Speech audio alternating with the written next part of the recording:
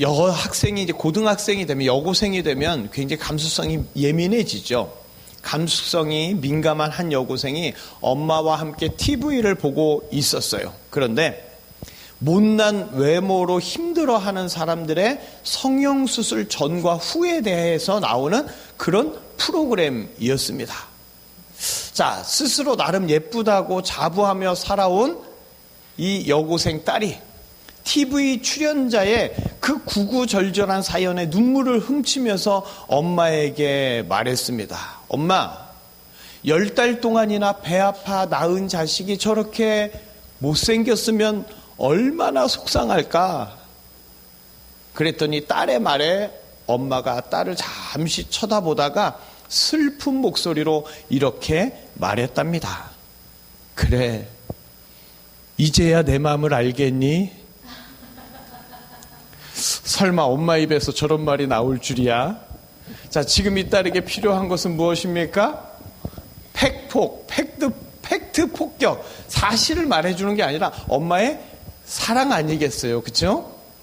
자, 아마 누군가가 딸이 못생겼다 그러면 아마 엄마가 난리가 날 거예요. 엄마 눈에는 자기 딸이 제일 예뻐 보입니다. 외모가 예뻐서가 아니라 내 딸이니까 예뻐 보이고 내 딸이니까 사랑하는 거죠. 예수님은요, 우리가 추하고 못나고 부족한 줄 다 알고 계십니다. 그러나 우리가 뭔가를 갖추어서가 아니라 우리가 죄인 되었을 때 그 모습 그대로 예수님의 신부니까 자기 생명을 내어줄 만큼 우리를 사랑하신 줄 믿습니다. 우리에게 가장 필요한 것 다름 아닌 예수님의 사랑입니다. 오늘 이 예수님의 사랑으로 우리 삶의 모든 것이 치유되시기를 소망합니다.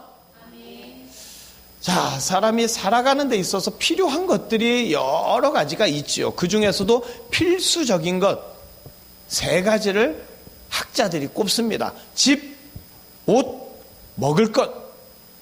의식주라고 표현하죠. 이것만큼은 생존에 있어서 꼭 필요하다 하는 겁니다. 그런데 생존에 있어 꼭 필요한 이 3가지를 모든 사람이 다 충분하게 갖추지 못했다는데 문제가 있습니다. 자, 집만 해도 어떤 사람은 500평에 살고 어떤 사람은 5평에 살고. 자, 그래서 상대적으로 덜 중요한 것들을 좀 포기하고 정말 중요한 거 하나만 꼽아라. 그러면 의식주 중에 뭐가 되겠습니까? 아마도 먹는 것이 최고가 되지 않을까요? 사람이 죽게 되는 방법이 다양하게 있습니다만은 배고파서 죽는 것, 가장 고통스러운 것 중에 하나 아닐까 생각됩니다. 아무리 점잖은 사람이라도 배가 고프면 도둑이 되는 거예요. 사람은 매와 굶주림 앞에서 견딜 장사가 없어요. 먹는 것이 얼마나 중요하고 또한 얼마나 먹는 것에 한이 맺혀 있는지. 자, 한국 사람은 인사할 때도 어떻게 해요? 식사하셨어요? 진지 드셨어요? 먹는 것이 안부예요. 하다못해 속담마저 먹다 죽은 귀신 때깔도 좋다. 먹는 것에 큰 비중을 둡니다. 자, 요즘 세상에 밥 굶는 사람이 어디 있어? 이렇게 말하는 사람이 있을지도 모르겠는데 여전히 가까운 주변의 이웃들 중에서 좀 더 멀리 이웃 국가의 사람들 중에서 굶고 있는 사람들이 많이 있는 것 어쩔 수 없는 현실입니다. 만약 이 중에서 어제 굶지 않으셨어요. 오늘 아침 드셨어요. 그러면 사람에게 가장 중요한, 가장 필요한 먹을 것이 있다는 점에서 그건 분명 큰 축복입니다. 그런데 밥을 안 굶었어요. 자, 먹을 게 냉장고에 가득 있어요. 그런데도 뭔가 다른 것에 굶주려서 늘 굶주린 인생을 사는 게 이 시대 사람들의 삶입니다.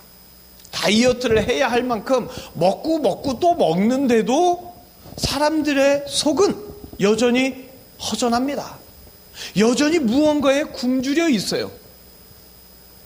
실제 음식이 없어서든 반면 무엇이 허전해서든 사람들은 늘 배고프게 굶주림에 지친 삶을 살고 있는 것 같습니다. 자, 오늘 배고픈 인생이 또 하나 등장하죠. 유산을 받아서 먼 나라로 떠났지만 가진 것 모두 다 날려버리고 돼지 우리까지 들어가서 죽지 못해 사는 비참한 둘째 아들. 자, 지금 둘째 아들은요, 굶주림의 극에 달해 있습니다. 어릴 적부터 이 둘째 아들은 부유한 아버지 밑에서 배고픔, 굶주림 겪어본 적이 없어요. 늘 최상의 음식만 먹으면서 자라왔던 인생이었습니다. 그랬던 그에게 인생에서 처음 겪어보는 배고픔, 굶주림은 너무 생소하고 너무 어색하고 너무 고통스럽고 무서웠습니다. 자, 둘째 아들 일명 탕자는 흉년에 돼지들하고 함께 있으면서 밀려 들어오는 그 배고픔을 견디는 게 너무나 힘들었어요. 밥을 굶는 자들이 게을러서 그런 줄 알았어요. 굶주린 자들은 따로 정해져 있는 줄 알았어요. 그런데 그 굶주림이 자기 일이 된 거죠. 이제 탕자는 더 이상 하늘의 은혜를 받지 못하고 더러운 땅에서 배고픔을 느끼는 자가 되었습니다. 하늘의 아름다운 만찬 대신에 땅에 썩고 버려진 것으로도 배를 채울 수 없는 심히 비참한 인생이 되었어요. 자, 지금 탕자를 보면 하나님은 잘못한 자를 땅에 내동댕이 쳐서 돼지처럼 만들고 굶주림과 배고픔으로 벌 주는 무서운 분 같아요. 죄 지은 자에게 무섭게 심판하시는 보복의 하나님 같습니다. 누구도 지금의 탕자를 보면서 하늘의 복을 받았다 이렇게 말할 수 없겠지요. 누구도 탕자에게 하늘의 풍성한 것으로 채워졌다 이렇게 말할 수 없습니다. 탕자는 땅에 내버려진 아주 비참한 존재로 보일 뿐입니다. 돼지 속으로 들어가서 이미 비참해져 있는데 그나마 먹지 못해서 굶주림 속으로 들어가서 더욱 비참해진 탕자입니다. 이 세상에 왜 굶주리는 사람이 있을까요? 왜 이 세상은 풍요하지 못할까? 그런데 태초에 하나님께서 창조하신 세상은 궁핍하지는 않았습니다. 하나님은 모든 것이 풍성하도록 부요하고 아름답게 창조하셨습니다. 그래서 타락 전에 인간은 그 풍요함을 누리며 굶주림 없이 살았습니다. 하지만 인간은요, 있는 것으로 만족하지 못합니다. 무언가를 더 모으고 더 소유하려고 하는 갈증, 배고픔을 느끼기 시작합니다. 인간은 부족함 없는 풍요한 에덴 동산에서 점점 자신의 것을 넘어 하나님의 것까지 넘보는 탐욕의 굶주림 속에서 죄와 타락의 길로 빠지고 말았습니다. 이제 타락한 인간은 굶주림에 시달립니다. 더 많이 먹으려고 하고 더 많이 가지려고 하고 더 많이 소유하기 위해 더 많이 뺏으려고 하는 굶주림에 허덕이는 인간은 풍요의 하나님, 하늘의 하나님 다 잊어버렸습니다. 오직 굶주린 비참함과 그 굶주림을 위해 빼앗을 경쟁자들만 눈에 보일 뿐입니다. 타락한 인간은 모으고 또 모으고 모으는 개미처럼 열심히는 살아가는데 늘 무언가 채워지지 않는 배고픔에 허덕이면서 서로 빼앗고 서로 싸우고 전쟁까지 일으키며 아픈 인생을 살아갑니다. 그리고 수많은 역사가 증명하듯이 끔찍한 전쟁 가운데서 굶주림에 미쳐버리면 자식마저 잡아먹는 짐승보다 못한 비참한 존재로 인간은 전락하고 말았습니다. 자, 지금 둘째 아들 탕자는요, 돼지보다 못한 존재가 되어 굶주림에 고통당하고 있습니다. 불효를 저지르고 난잡한 유흥으로 모든 것을 날려버린 탕자, 죄의 무게만큼 고통스럽게 굶겨 죽여서 심판하는 것이 예수님의 뜻이겠습니까? 아닙니다. 예수님은 탕자를 고통 속에서 죽이려고, 끔찍하고 비참하게 만들려고 이런 상황에 처하게 하신 게 아닙니다. 예수님이 탕자를 굶주림 속으로 몰고 가시는 것은 그의 안에 가득한 모든 독을 빼주시기 위해서입니다. 한 번도 배고파 봤던 적이 없었던 둘째 아들에게 배고픔이라는 고통은 생소하면서도 너무나도 잔인한 고통 중에 고통이었어요. 그 배고픔의 고통 속에서 자연스럽게 둘째 아들은 왜 내가 배가 고프게 됐을까? 왜 내가 이렇게 고통스럽게 됐을까? 이유와 원인을 찾게 되죠. 왜 그 많던 돈들이 다 사라지고 배고픔 속에서 허우적대야 하는지 그 인생의 모든 것을 다시 한번 점검하게 됩니다. 인생에 대한 깊은 생각을 풍요한 삶일 때는 결코 갖지 못했어요. 삶이 풍요하면 인간은 이렇게 계속 더 풍요해질 것을 기대하면서 더 풍요한 삶을 향하여 내달리게 됩니다. 그러나 때때로 예수님은 풍요한 삶에서 굶주린 삶으로 인도하실 때가 있습니다. 둘째 아들이든 이 땅에 사는 모든 인류든 미워하거나 죽이고 싶어서 그렇게 하시는 게 절대 아닙니다. 죄인에게 배어있는 돈의 독을, 술의 독을, 도박의 독, 여자의 독, 모든 죄성을 다 빼고 자신을 객관적으로 뒤돌아보게 하는 예수님의 치유 방법입니다. 이제 탕자는 자신의 삶을 돌이켜봅니다. 돌이켜본다는 말은 자신의 삶을 다른 관점으로 본다는 의미예요. 자기 생각으로, 자기 관점으로 보는 게 아닙니다. 예수님은 많은 사람이 있는 곳이 아니라 아무도 없는 데서 하늘의 별을 바라보면서 배고프게 만드십니다.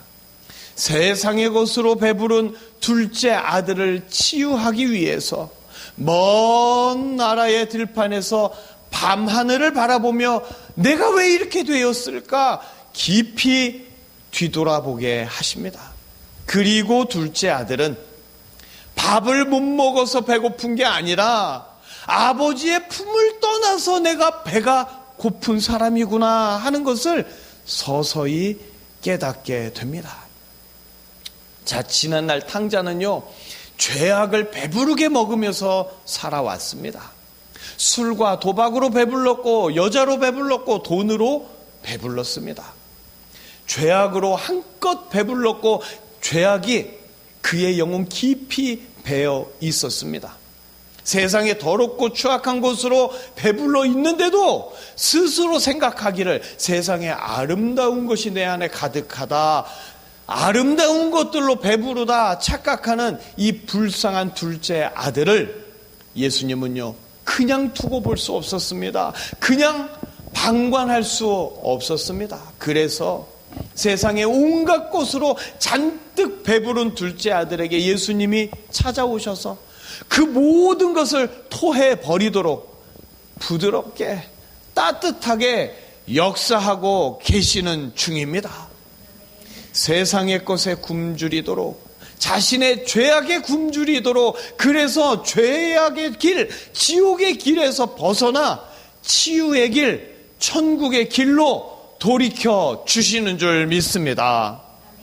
인간에게 가장 큰 고통 중에 하나가 바로 굶주림이에요. 그래서 각종 범죄자들을 가둬놓은 교도소에서조차도요, 죄수들의 인권을 위해서 꼬박꼬박 식사를 챙겨줍니다. 그러나 예수님의 놀라운 역사는 배고픔 가운데서 시작합니다. 예수님의 일하심은 인간이 하는 일과 다릅니다. 예수님은 하나님과 동등하신 전능한 신성으로 인간의 범주를 넘어서 일하십니다. 인간은 굶기게 되면 죽음에 이르게 돼요. 인권을 해치게 됩니다. 그러나 예수님이 배고프게 하실 때는 죽음이 아니라 생명에 이르게 되고 인권 따위의 것을 넘어서 전능자의 아들로서 그 권세를 다시 회복하게 만들어 주십니다. 단지 배고픔이, 금식이, 굶는 것이 놀랍게 역사하는 게 아닙니다. 예수님이 주시는 굶주림, 그 굶주림은 죄악을 먹지 않게 해주시고 하늘의 양식을 먹여주시는 치유의 과정입니다. 직원을 굶기면 악덕 기업주가 돼요. 아이를 굶기면 학대 부모가 됩니다. 그러나 무조건 굶긴다고 되는 게 아니에요. 오직 예수님만이 썩어질 땅의 것으로 가득 배부른 죽어가는 인간들을 굶주림을 통해서 치유하시고 회복해 주실 수 있는 전능한 구원자이심을 믿으시길 바랍니다. 분명히 예수님은요, 치유와 회복을 위해서 치유자로 이 땅에 오셨어요. 하지만 예수님의 행색은 치유자처럼, 의사처럼 보이질 않았던 거죠. 유명한 의사일수록 그 태도, 그 겉모습에 그럴듯한 분위기가 묻어납니다. 그러나 예수님은 그저 초라한 촌동네 청년으로밖에 보이지 않았어요. 그의 제자들조차도 한 끼 먹을 게 없어서 이삭 주워 먹을 정도였어요. 전혀 치료자, 치유자, 의사로 보이지 않았기 때문에 사람들은 예수님에게 치유의 과정을 맡기지 않았습니다. 게다가 예수님의 치유 방법은 일반적이질 않아요. 약을 먹여준다거나 어떤 음식을 피하라고 가르쳐준다거나 그런 게 아니라 그냥 고통스럽게 굶기는 거죠. 그것이 치료라고 이를 드러내고 웃는다면 그걸 누가 쉽게 용납하겠습니까? 이런 예수님의 행색과 행태에 당시 종교 지도자들과 백성들, 예수님이 치유자라는 것에 당연하게도 의구심을 품었습니다. 더욱이 종교 지도자들은 예수님이 치유하실 때마다 감히 하나님의 이름을 더럽힌다고 분노했고 결국 예수님을 십자가에서 무참히 죽이기에 이르렀습니다.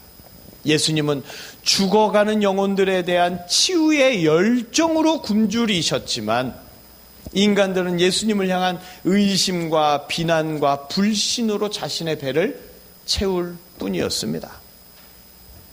그런데도 예수님은 세상과 땅의 것들로 배부른 채 죽어가는 영혼들을 그냥 두고 보지 않으셨습니다.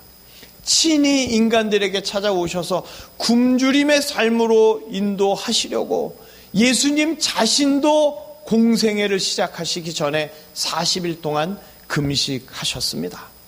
마태복음 4장 1절 2절 우리 함께 읽어보실까요? 함께 읽겠습니다. 그때에 예수께서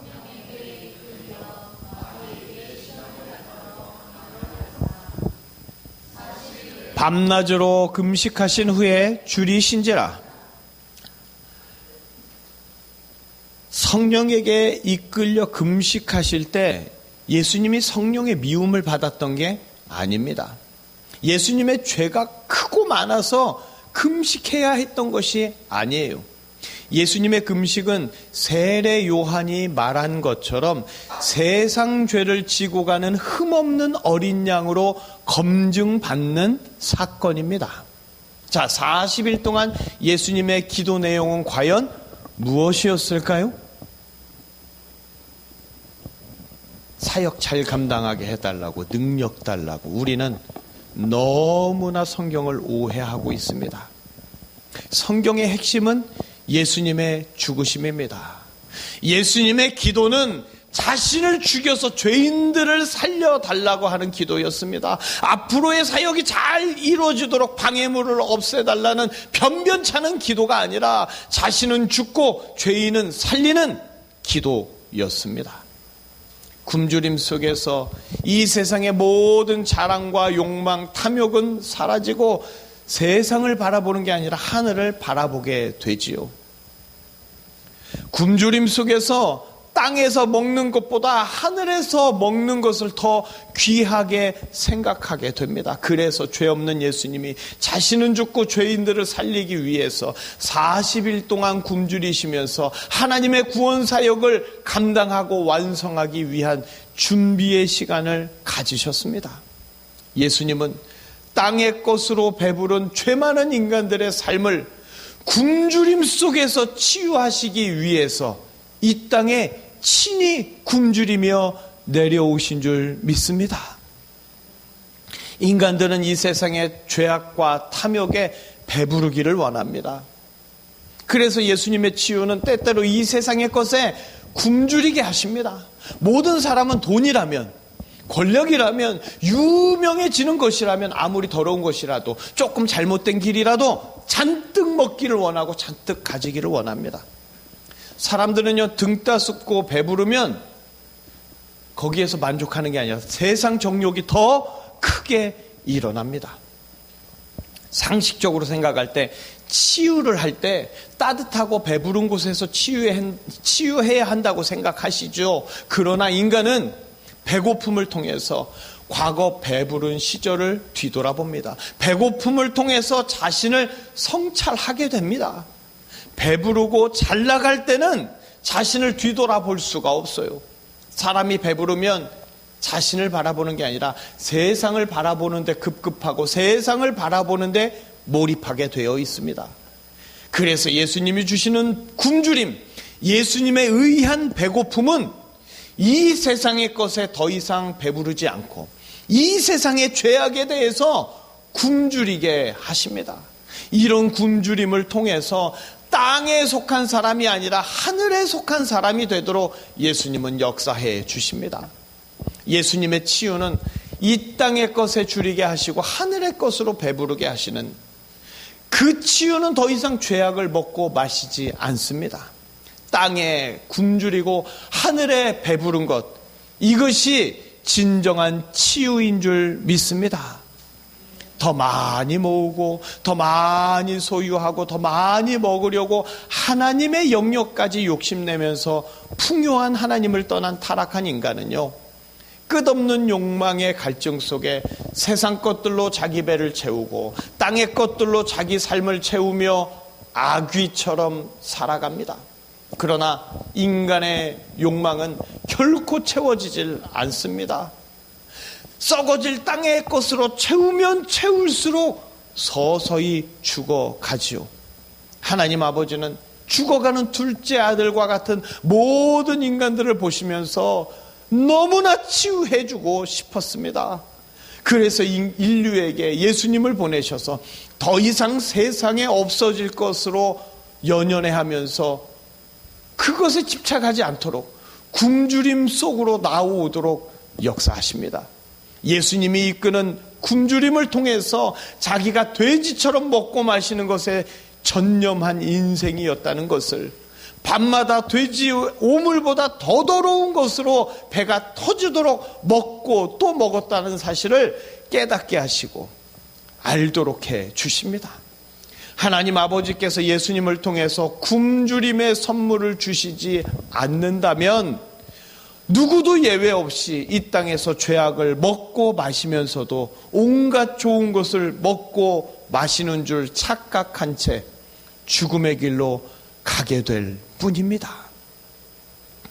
자, 오늘의 둘째 아들 탕자는요, 밤마다 술과 도박, 여자, 죄악을 먹는 자였습니다.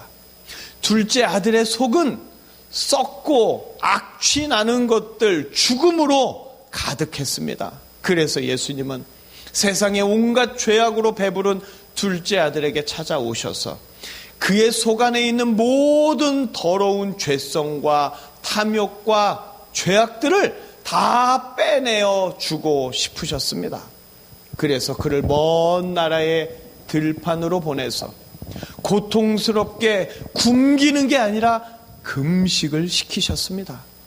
세상의 죄악과 탐욕과 방탕에 찌들었던 육신을 완전히 새롭게 해주고 싶어서 굶긴 게 아니라 금식을 시켜주셨습니다. 먼 들판으로 보내서 돼지들이 먹는 썩은 쥐염 열매도 마음 놓고 배부르게 먹지 못하도록 막으셨어요. 둘째 아들은 본의 아니게 금식을 하게 됩니다.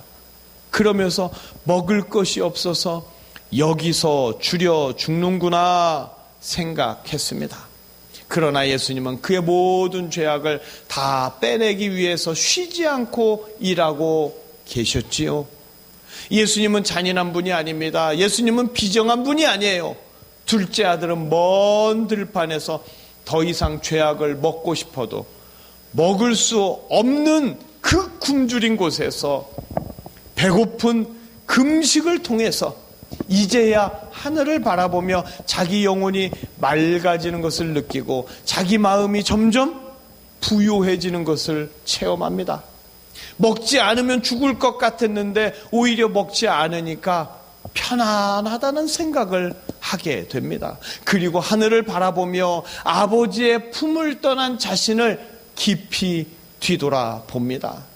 늘 땅에 소망을 갖고 살았는데 이제야 하늘을 바라보면서 새로운 소망을 갖게 되었습니다.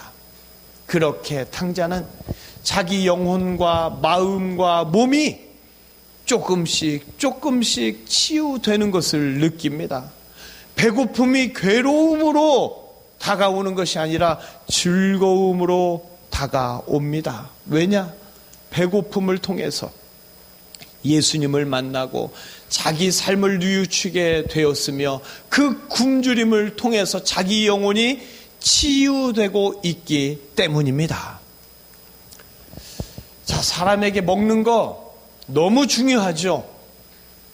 사람이 배가 고프면 계속 헛것이 보이고 먹는 것만 생각납니다. 특히나 어린 자식이 먹을 것이 없어서 고통스럽게 울부짖는 소리는 어떤 부모도 미치게 만듭니다. 이러한 사람들의 삶을 잘 아시고 계시는데도 예수님은 때때로 굶주림 속으로 인도하십니다. 예수님이 굶게 만드시는 것은 죽이시려는 게 아니에요. 때로는 가난하게, 때로는 굶도록, 세상 어떤 것에 허기지도록 그렇게 만드는 것. 이 땅에 있는 것만 바라보거나 세상의 것만 추구하지 않고 하늘의 하나님을 생각나게 하시려는 예수님의 치유의 역사입니다.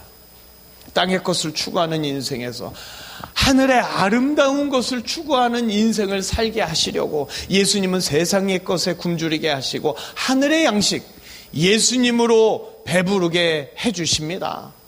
예수님의 놀라운 역사는 배고픔에서 시작합니다. 단지 배고픔이 굶주림이 놀라운 비법이 되는 게 아니라 더 이상 죄악을 먹지 않도록 그리고 하늘의 양식을 먹여주시는 예수님의 치유가 굶주림 속에 있는 겁니다.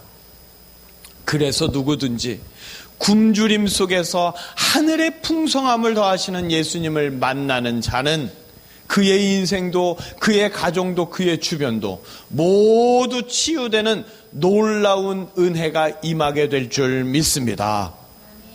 성도들도 이 땅에서 굶주리는 것 싫어합니다. 굶주리기보다는 일단 배부르기를 원하죠. 그것이 죄이든 그것이 선이든 모든 걸 다 먹고 싶어하고 갖고 싶어합니다. 왜냐? 굶주림이라는 것은 고통이니까, 그렇게 생각하니까. 그러나 이제 성도라면 예수님의 마음을 알아야 합니다. 자, 어린 아기가 기어다니는 시절에는요, 모든 것을 손에 잡으면 일단 입으로 가져가고 보지요. 부모는 아기가 더럽고 해로운 것들을 손에 잡고 먹으려고 하면 그것을 먹지 못하도록 가차없이 뺏어 버립니다. 빼앗는 부모의 마음도 모르고 아기는 막 서럽게 울죠. 그래도 부모는 아기가 우는 것에 상관없이 내 자녀를 위험하게 하는 모든 것을 다 버려버립니다. 이것이 부모의 마음이죠. 그리고 이것이 예수님의 마음입니다. 부모와 자녀의 마음이 때때로 어긋날 때가 있죠. 마찬가지로 예수님과 성도들의 마음도 때때로 어긋납니다. 그러나 예수님은 부모보다 더 큰 사랑의 마음으로 죽음의 그림자가 서려 있는 땅의 것이 아니라 치유와 생명이 가득한 더 좋은 하늘의 것을 주시기를 원하십니다. 이런 예수님의 마음을 깊이 아는 자가 바로 성도요, 거룩한 무리요, 예수님의 사람들인 줄 믿습니다. 바다 한가운데서 조난을 당한 사람이 있다고 한번 생각해 보세요. 그들에게 가장 필요한 것은 무엇일까요? 물입니다. 자, 그런데 둘러보면 사방천지가 다 뭐예요? 물이에요. 그런데 그렇다고 그 바닷물을 벌컥벌컥 마시게 되면 서서히 죽어갑니다. 그토록 원하던 수분의 목넘김을 아주 잠깐 느낄 수는 있지만 곧 짜고 쓴맛에 토악질을 하고 더 큰 갈증에 시달리며 현기증까지 찾아옵니다. 우리는 굶주려 있습니다. 늘 허전한 인생을 삽니다. 그게 인생이죠. 그런데 무엇에 굶주려 있느냐가 너무나도 중요합니다. 말씀을 듣는 우리 모두는 하늘의 것에 굶주려야 합니다. 굶주림의 정체를 모른다면 바닷물과 같은 땅의 것으로 배를 채우는 미련한 자가 됩니다. 고토하고 더 심한 갈증 속에 죽어갈 수밖에 없는데도 짧은 인생의 순간 그것을 알지 못한 채 바닷물과 같은 땅의 것으로 정신없이 배를 채우며 죽음을 향해 달려가는 자가 이 땅에 얼마나 많은지 모릅니다.